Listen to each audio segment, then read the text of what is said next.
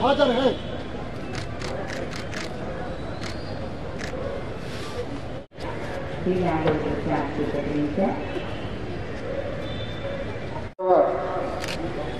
స్వాతంత్ర దినోత్సవం సందర్భంగా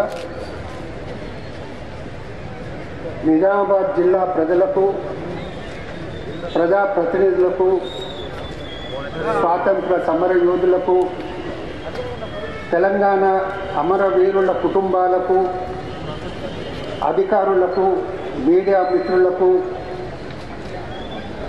నా శుభాకాంక్షలు. మరియు విద్యార్థులకు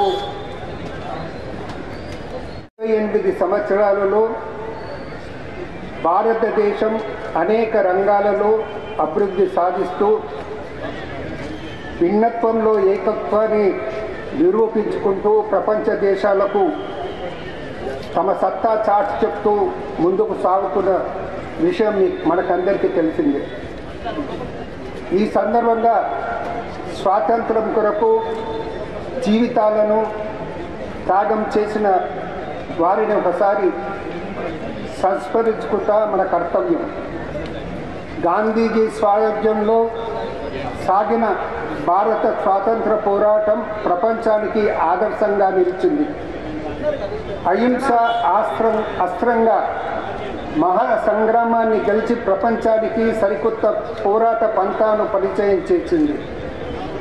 మహాత్ముడి సారథ్యంలో బయట శత్రువులైన బ్రిటిషర్లపై యుద్ధం గెలిచిన మనం, పండిత్ జవహర్లాల్ నెహ్రూ సారథ్యంలో దేశ అంతర్గత శత్రువులైన పేదరికం, అసమానతలు, అస్పృశ్యత, అంటరానితనంపై పోరాటానికి నాంది పలికాం. మనం సాధించుకున్న స్వాతంత్రానికి అర్థం, పరమార్థం చేకూర్చే ప్రజాస్వామ్య పాలనకు పునాదులు వేసుకున్నాం. ఈ సందర్భంలో స్వాతంత్ర పోరాటంలో చురుకైన పాత్ర వహించిన మన మార్గదర్శకులైన బాలా గంగాధర్ తిలక్, సర్దార్ వల్లభాయ్ పటేల్, సుభాష్ చంద్రబోస్, మౌలానా అబుల్ కలాం ఆజాదులను మనం సంస్కరించుకుందాం.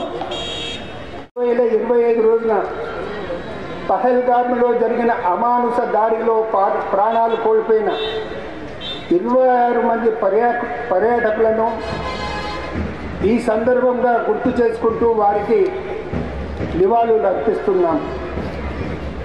ఈ అమానుష దాడి తదుపరి మన సైన్యం చూపిన చొరవను భారత ప్రజలందరూ అభినందిస్తున్నారు. ఈ ఘటన తర్వాత ప్రజలు తెలిపిన సంఘీభావం దేశ సమైక్యతకు చిహ్నంగా నిలిచింది. స్వాతంత్రం ఏర్పడే నాటికి భారతదేశం చిన్న చిన్న రాష్ట్రాలుగా విభిన్న భాషలు, విభిన్న ప్రాంతాలు మరియు వ్యక్తుల మధ్య అసమానతతో నిండి ఉన్నది. స్వాతంత్రం అంటే ప్రతి పౌరుడికి కనీస సౌకర్యాలైన గుడ్డ లభించేలా ఉండడం, తమ కాళ్ళపై తాము స్వేచ్ఛయుతంగా ఎదగడం.